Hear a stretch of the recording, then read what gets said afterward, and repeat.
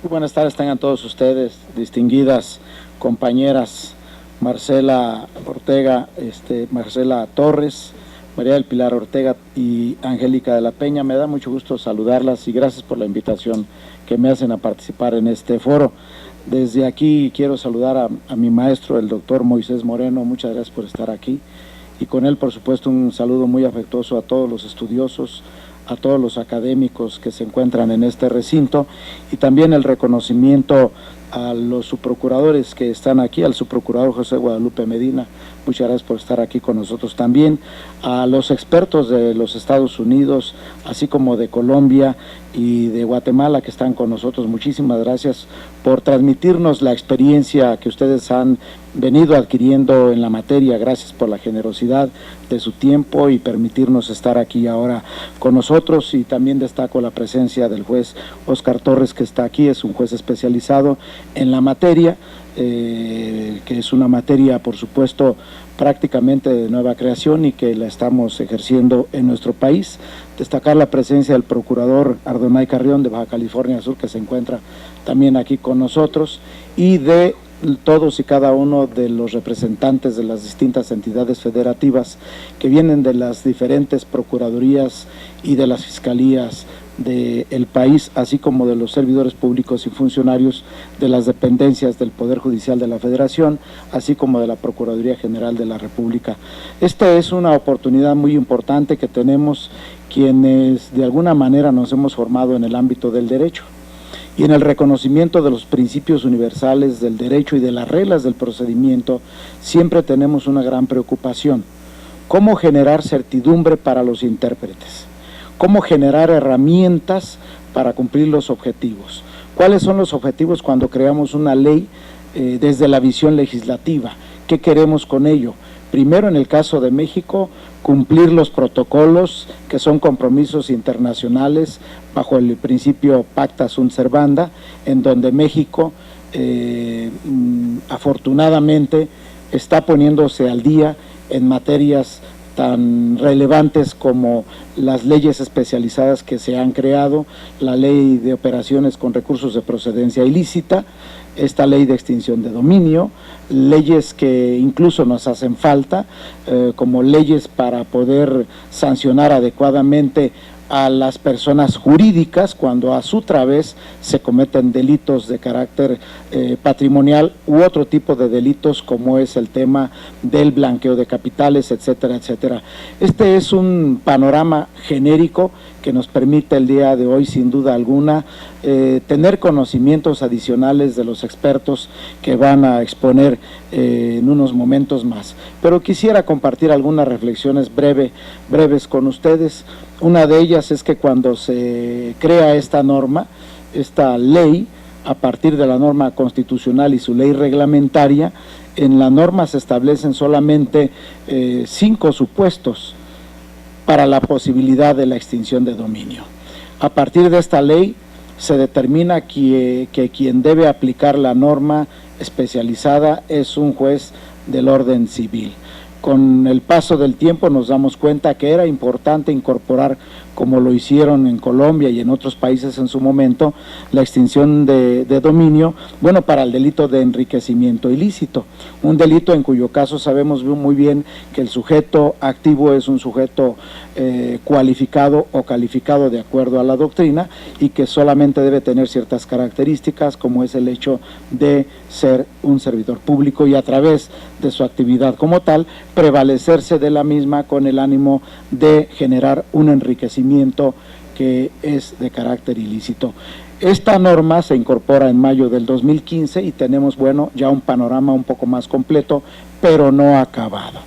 Necesitamos, por supuesto, abrir el abanico de posibilidades de la conducta típica, y la conducta típica finalmente generadora de la acción del Estado, que finalmente ha determinado el Estado realizarla a través de un juez del orden civil. ¿Y por qué abrir el abanico? Solamente me viene en este momento a la mente un tema específico muy delicado que genera bastante violencia en los países: el tráfico de armas,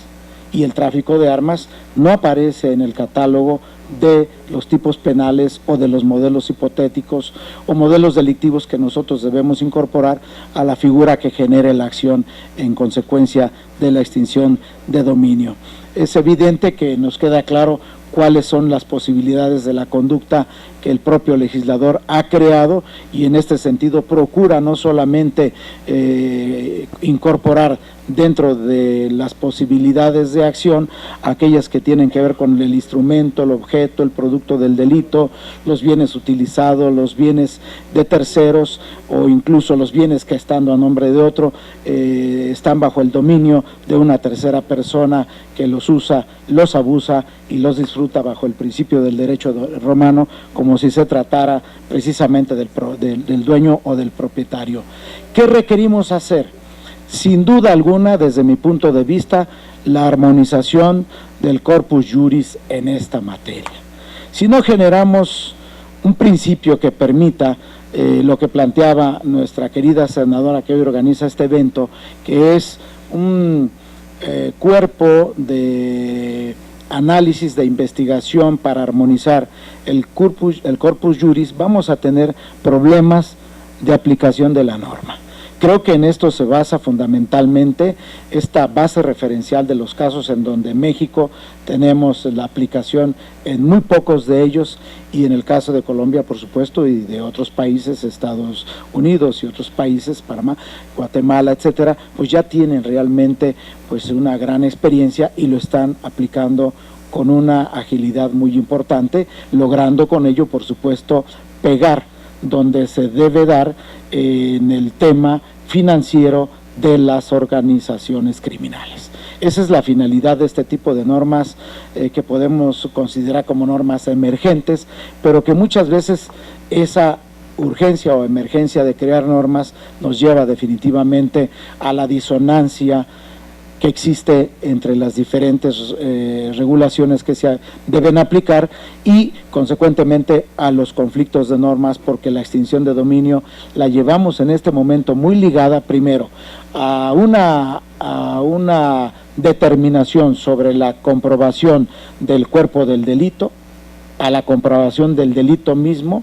incluso a la prescripción en materia penal, que es la misma regla que aplica en materia de extinción de dominio, y esto por supuesto nos genera en un momento dado la situación muy compleja en las entidades federativas que ya lo contemplan, que son 30 de las 32 entidades federativas, y a nivel federal, pues en el sentido de que se lleva a un proceso a la persona responsable de un delito, que tiene bienes que están sujetos bajo el amparo de la extinción del dominio, y resulta pues la dicotomía en el resultado de una acción y de otra cuando viene la posible absolución de la acción penal al autor del delito, y en consecuencia pues este repite una acción contra el Estado, donde el Estado también tiene que devolver y recuperar estos bienes, y en ocasiones incluso con otro tipo de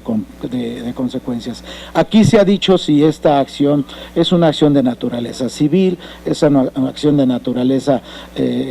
administrativa, porque los bienes se enajenan a favor del Estado, si se trata de una acción en su origen de naturaleza penal con consecuencias civiles por tratarse de derechos reales, etcétera, etcétera. También se ha dicho que habrá que distinguir lo que es el comiso, el decomiso, la confiscación, el abandono de bienes y por supuesto esta acción de extinción de dominio, para tener muy claro el panorama. Yo quiero decir a ustedes que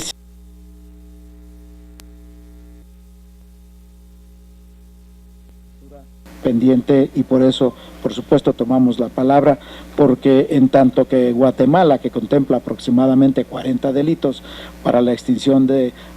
dominio, Colombia, que contempla 25, nosotros prácticamente estamos en 6. Por lo menos nos sobran de los dedos de las manos, ¿no? Pero finalmente creo que es importante abrir el abanico de posibilidades de las conductas típicas que en un momento dado pueden generar la acción de extinción de dominio. Se estima, por tanto, que gran parte de los recursos financieros